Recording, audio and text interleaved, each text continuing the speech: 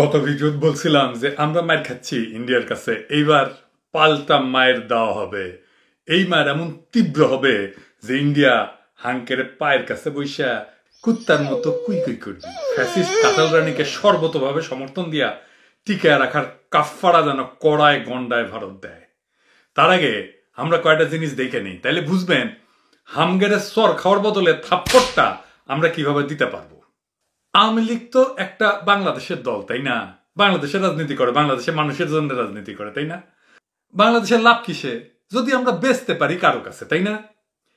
সেইটা না আমার আয়। এই আওয়ামী লীগ গর্বভরে প্রচার করতেছে বাংলাদেশ ভারতের চতুর্থ রপ্তানি বাজার হবে। মানে ভারত বাংলাদেশের রপ্তানি বাজার হবে না, বাংলাদেশ হবে ভারতের রপ্তানি বাজার। আর এইটা বাংলাদেশের একটা রাজনৈতিক দল কইতেছে। তবে এটা কইছে ভুল। আমরা এখনই 4 নাম্বার রপ্তানি বাজার ইন্ডিয়ার, আসলে আমরা 3 নাম্বার রপ্তানি বাজার হব ইন্ডিয়ার সামনে। প্রমাণ দিতেছি একটু পরে। ইন্ডিয়া থেকে আমরা কত টাকার জিনিস কিনি জানেন? 2021-22 অর্থ বছরে ইন্ডিয়ার বাংলাদেশের মোট বাণিজ্য হয়েছিল $16.38 বিলিয়ন। এর মধ্যে ইন্ডিয়া বাংলাদেশে এক্সপোর্ট করছে $14.58 বিলিয়ন।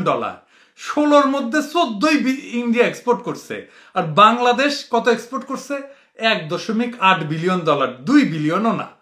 এই যে গ্রাফটা দেখিচ্ছেন, এই গ্রাফের নীল দাগটা হচ্ছে ইন্ডিয়া আমাদের যা বেচে, আর কমলা দাগটা হচ্ছে আমরা ইন্ডিয়াতে যা বেশি সেটা যদি ইন্ডিয়ার আমদানি থেকে বাদ দেই তাহলে কত থাকে। আর একটু বুঝাই বলি, ইন্ডিয়া আমাদের বেচে, আমরাও ইন্ডিয়া বেশি। ইন্ডিয়া কত বেচে, আমরা কত বেশি, এটা তো দেখলেন। এটা মোটামুটি সমান থাকলে আমরা বলি বাণিজ্য, ভারসাম্যমূলক বাণিজ্য। আর যদি বেশি কিনি, কম বেশি, তাইলে এই টাকাটা এরা আমাদের কাছ থেকে চুষে নিয়ে যায়। তার মানে 21-22 অর্থ বছরে তারা আমাদের থেকে প্রায় $13 বিলিয়ন চুষে নিয়ে গেছে। আমরা যা বেচছি তার চেয়ে $13 বিলিয়ন বেশি বেচছে আমাদের কাছে। ইন্ডিয়ার কত বড় বাজার দেখেন, সেইখানে আমরা কিন্তু কিছু বেচতে পারি না। আমাদের কত ছোট বাজার ইন্ডিয়ার তুলনায়, সেইখানে ওরা কত বেচে। এটা তো পণ্য। এছাড়া আপনারা ইন্ডিয়া গিয়ে চিকিৎসার টাকা দিয়ে আসেন, কলকাতা নিউ মার্কেটে কেনাকাটা করেন, হোটেলে থাকেন, ট্রেন বাস প্লেনের ভাড়া দেন, সেটা করলে আলাদা। উঠে ছাড়াই এত টাকা, তাহলে বুঝেন বাংলাদেশ থেকে কত টাকা পায় ইন্ডিয়া। ইন্ডিয়া কোন কোন দেশে কি রপ্তানি করে এইটা এই জায়গায় পাবেন। ইন্ডিয়া আমেরিকায় রপ্তানি করে $71.2 বিলিয়ন। আমেরিকা হচ্ছে তাদের 1 নাম্বার রপ্তানি বাজার। 2 নাম্বার রপ্তানি বাজার হচ্ছে সংযুক্ত আরব আমিরাত, সেখানে $25.4 বিলিয়ন বিক্রি করে। চায়নায় $23.1 বিলিয়ন, আর বাংলাদেশে $14.1 বিলিয়ন, মানে 4 নাম্বার। বাংলাদেশ এখনই 4 নাম্বার, তাই না? তার মানে চায়নায় যে রপ্তানি ইন্ডিয়ার এখন $23 বিলিয়ন, এটা ছাড়াই যাবে বাংলাদেশের রপ্তানি। হাপিত্তেশ কইরেন না, হাপিত্তেশ কইরেন না। এটি ম্যাট দেবো, এটি বাড়ি দেবো আমরা। আসেন বাড়ির আল্লাপে আসি। এই নিউজটা দেখেছেন? মালদ্বীপের কয়েকজন মন্ত্রী নাকি মোদী কি কইছিল, কিবা কইছিল আর কি। তাই কি করেছে দেখেন, মোদীর মাইন্ড খাইছে, মোদীর দেশের লোকেরা মাইন্ড খাইছে, ইন্ডিয়ার লোকেরা মাইন্ড খাইছে। ছোট্ট একটা দেশ, ছোট্ট। আমাদের ফকিরাপুলের মালদ্বীপের চাইতে বেশি লোক থাকে, একটা উপজেলাতে তার চেয়ে বেশি লোক থাকে মালদ্বীপের চাইতে। তাদের মূল আয় হইতেছে পর্যটন। দেখেন তো খুব সুন্দর সুন্দর জায়গা আছে, এবং মালদ্বীপে কিন্তু প্রচুর বাংলাদেশি কাজ করে। এই পর্যটনের মূল ভোক্তা, মানে পর্যটন করতে যাইতো ইন্ডিয়া থেকে লোকজন, মূলত ভারতীয় পর্যটকরাই আসতো বেশি। আর সেই আয় বন্ধ কইরা দিল মালদ্বীপে। ভারতীয় পর্যটকের পর্যটন বন্ধ কইরা ওদের পেটে লাথি মারিছে ইন্ডিয়া। কেন? মোদী কিবান কইছে। মানে ইন্ডিয়া মালদ্বীপে সবচেয়ে বেশি ট্যুরিজম থেকে টাকা দেয়, তাই মালদ্বীপের ট্যুরিজম বন্ধ কইরা শাস্তি দিচ্ছে। আচ্ছা, ইন্ডিয়াতে সবচেয়ে বেশি ট্যুরিজম থেকে আয় করে কোন দেশ থেকে বলেন তো? তার আগে দেখে নি ইন্ডিয়া প্রত্যেক বছর ট্যুরিজম থেকে কত আয় করে। এই কোভিড এর পরে একটু কমছে, কিন্তু কোভিড এর আগে 2019-এ যদি দেখি $30 বিলিয়ন। 30 বুঝেছেন? আর সবচেয়ে বেশি ট্যুরিস্ট যায় কোথায়? কোটি থেকে, বাংলাদেশ থেকে। এডিটর সাহেব 16 নাম্বার, ওদের রিপোর্টের 16 নাম্বার, 52 নাম্বার আর 49 নাম্বার পৃষ্ঠা দেখান। আমেরিকা থেকে 2 নাম্বার ট্যুরিস্ট পায়, তাও বাংলাদেশের অর্ধেকও না। এবং কইতেছে প্রায় 84% যায় বেড়াইতে। সাম্প্রতিককালে কি পরিমাণে বাড়িছে দেখেছেন? টুরিস্ট বাড়িছে কি পরিমাণে? মাত্র 14% যায় চিকিৎসার জন্য। তার মানে ওই 30 বিলিয়নের কম করে হইলো 10 বিলিয়ন বাংলাদেশ থেকে পায় ইন্ডিয়া। আমরা ওই টাকা দেই ওদের, এক্সপোর্ট বাদ দিয়ে ওদের জিনিস কিনি তো আছেই, পর্যটন থেকে $10 বিলিয়ন পায় কমপক্ষে। আচ্ছা, মালদ্বীপ কি করছে ইন্ডিয়ার এই বয়কটের বিরুদ্ধে? কইছে আমরা ছোট জন্য ভয় দেখানো বা হেনস্থ করা যাবে না। ব্রাভো বেডা এক খান। এইবার আসেন আমরা আরেকটা আলাপ করি। আমাদের মূল আলাপে যাওয়ার জন্য এটা লাগবে, বোঝা লাগবে। এই যে গাজার যে ইসরায়েল বোমা টোমা মারা শুরু করেছে না, তারপরে শুধু আওয়াজ উঠিছে যে স্টারবাকস একটা কফির দোকান ও ইসরায়েলের সাপোর্ট করে, এটা আওয়াজ উঠিছে শুধু। তারপরে আসলো সারা দুনিয়ার মুসলমানদের বয়কট। মুসলমানরা স্টারবাকসের কফি খায় না, সারা দুনিয়ার মুসলমানরা, শুধু মুসলমান না, যারা প্যালেস্টাইনকে সাপোর্ট করিচ্ছে তারাও বয়কট করলো। আমিও খাই না স্টারবাকসের এখন কফি। খুব চলতো, কিন্তু কয়েক মাসে, মাত্র 3 মাস বোধহয় হয়েছে, $11 বিলিয়ন লস করেছে। এখন কোম্পানি জয় বাংলা হওয়ার পথে। এখন কি করেছে ওই জানেন? ওর কর্মচারীদের নামাইছে যে আমরা হামাসকে সাপোর্ট করি। স্টারবাক এখন করছে যে আমরা হামাসকে সাপোর্ট করি, ইনকা ক্যাম্পেইন করিচ্ছে দেখেন। তারপর ম্যাকডোনাল্ড জানেন না, যে বার্গার টার্গার বেচে, উই নাকি ইসরায়েলি সোলজারদেরকে ফ্রি খাবার দিছিল, তাও বেশি না, 4,000 পিস বোধহয়। আর যায় কোনটি বয়কট, মিডল ইস্ট মালয়েশিয়াতে একেবারে জয় বাংলা। তবে কত লস করেছে সেটা বলে নাই। ইউরোপেও আমার অফিস যাওয়ার পথে একটা ম্যাকডোনাল্ড ছিল, খুবই চালু ম্যাকডোনাল্ড। সকালে ঠাসা ভিড় আমি যখন যাই অফিসে, আর যখন ফিরি 8:30 9টার দিকে, তখন লাইন ধরা থাকতো সামনে। এখন মাসি মারে ওরা, মাসি। তাহলে বয়কটের শক্তি দেখেন। আমরা 18 কোটি জনগণ, আমরা কিনতে পারি, আমরা ক্রেতা। আমাদের কেনার শক্তিতে ইন্ডিয়া শক্তিশালী হইতেছে। সে আর্থিকভাবে শক্তিশালী হইয়া আমাদের অধিকার হারা করিছে। সে হাসিনাকে সাপোর্ট করিচ্ছে, আমাদের টাকা নিয়ে হাসিনাকে সাপোর্ট করে। আমরা আজ থেকে, এই মুহূর্ত থেকে ইন্ডিয়ার পণ্য বয়কটের ঘোষণা দিলাম। আসেন আমরা স্টারবাকস 3 মাসে জয় বাংলা হয়েছে, আমরা মুক্তি না পাওয়া পর্যন্ত ইন্ডিয়ান প্রোডাক্ট বয়কট করব। মিছিল করতে হবে না, মিটিং করতে হবে না, রক্ত দিতে হবে না, মাইটপিট করতে হবে না, জেলে যাইতে হবে না, শুধু শান্তিপূর্ণ বয়কট।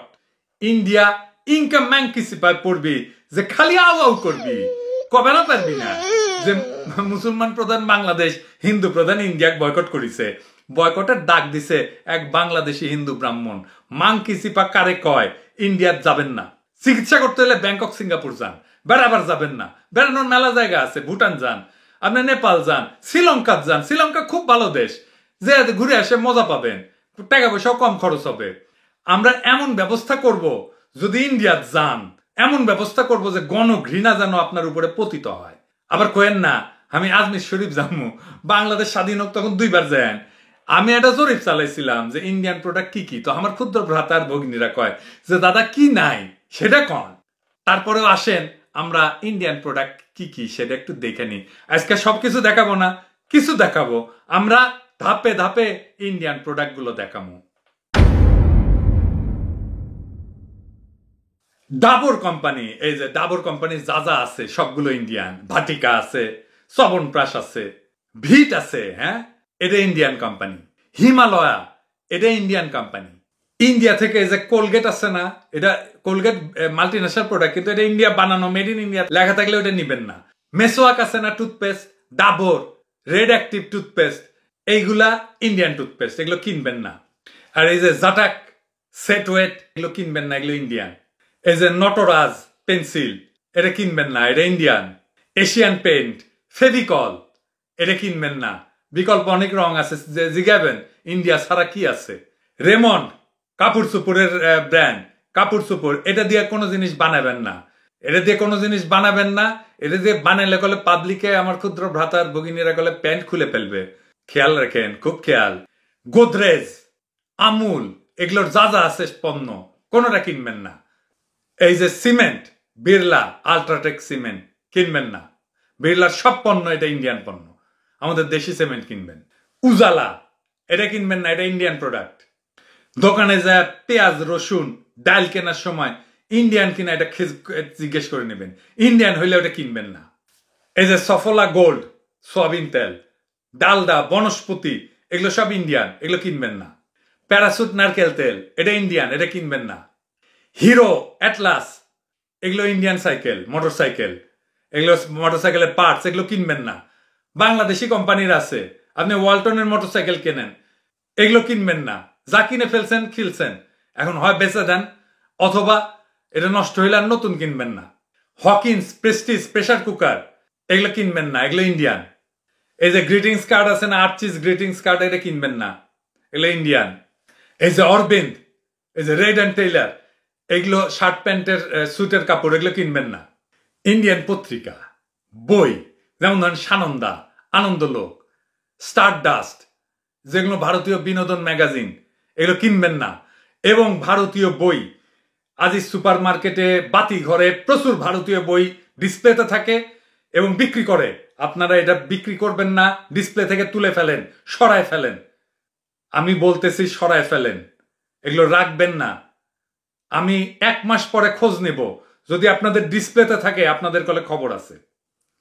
খুচরা দোকানদার ভাই বোনেরা, এই যে কুরকুরে, লেজ, এগুলো ইন্ডিয়ান মাল, এগুলো রাখবেন না।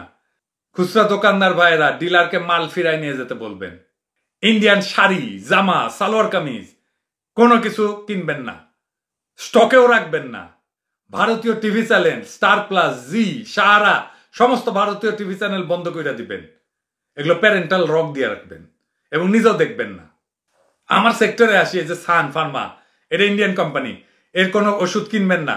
ডাক্তার লিখে দিলেও কিনবেন না, ফার্মেসিতে যেয়ে বলবেন এটা বদলে দেন। আর ডাক্তারকে বলবেন যে আমরা ভারতীয় প্রোডাক্ট বন্ধ করতেছি, সানের ওষুধ লিখবেন না। এরপরে যদি ডাক্তার লেখে তারপরে ব্যবস্থা করব সেই ডাক্তারের। আজকে সব দেখাইতে পারলাম না, আরো দেখাবো। আমরা একবার বয়কট করেছিলাম 1971-এ, সব পাকিস্তানি প্রোডাক্ট বয়কট করেছিলাম। সেই সময় টুথপেস্ট ছিল সব পাকিস্তানি। বাংলাদেশে একটা টুথপেস্ট ছিল, পিয়া টুথপেস্ট, মুরব্বীরা কইবার পারবেন, খুব ভালো না, কিন্তু সেটাই চলতো। পিয়া টুথপেস্টের সেল আকাশে উঠেছিল। আমরা দেশি পণ্য কিনবো, খারাপ হলেও কিনবো। বাংলাদেশি শিল্প উদ্যোক্তাদের বলতেছি, ভারতীয় পণ্যের বিকল্প পণ্য বানান। আপনাদের পণ্য সাধারণের মাঝে পরিচয় করে দেওয়ার দায়িত্ব আমাদের। আমি নিজে দায়িত্ব নেব। লিখে রাখতে পারেন, আমরা যদি মাস 3 মধ্যে ওদের বাংলাদেশের রপ্তানি অর্ধেক করিয়া দিতে পারি, ইন্ডিয়ার রপ্তানি, বাপ বাপ করে আমাদের পায়ে পড়বে ইন্ডিয়া, কাঁঠাল রানীকে ছাইরা পালাবে। আমরা চাই ওরা কাঁঠাল রানীকে ছাইরা পালাক, তারপরে কাঁঠাল রানীর ব্যবস্থা আমরা করব। ওদের আমরা ভাতে মারবো। আমাদের স্বাধীনতায়, আমাদের অধিকারে, আমাদের মর্যাদায় লাথি দিছে, ওদের পেটে লাথি দিব আমরা। ওদের পেটে লাথি দেওয়া এখন জায়েজ। আমরা এতদিন পড়ে পড়ে মাইর খেয়েছি, এখন মাইর দেওয়ার পালা। যদি বাংলাদেশের মানুষের সর্বাত্মক বয়কটের মুখে পড়তে না চান ভারতীয়রা, তাহলে কাঁঠাল রানী নিয়ে যান, ওরা সরান, নিজের দেশে নিয়ে যান। এত যদি শখ হয়, এত যদি ভালো লাগে, নয়তো একবার সর্বাত্মক বয়কট শুরু হইলে আমারও ক্ষমতা থাকবে না ঠেকানোর। মাথায় রেখেন, কারণ জনতাই এই কাজের দায়িত্ব নেবে। শুরু হোক আজ থেকেই বয়কট ইন্ডিয়া।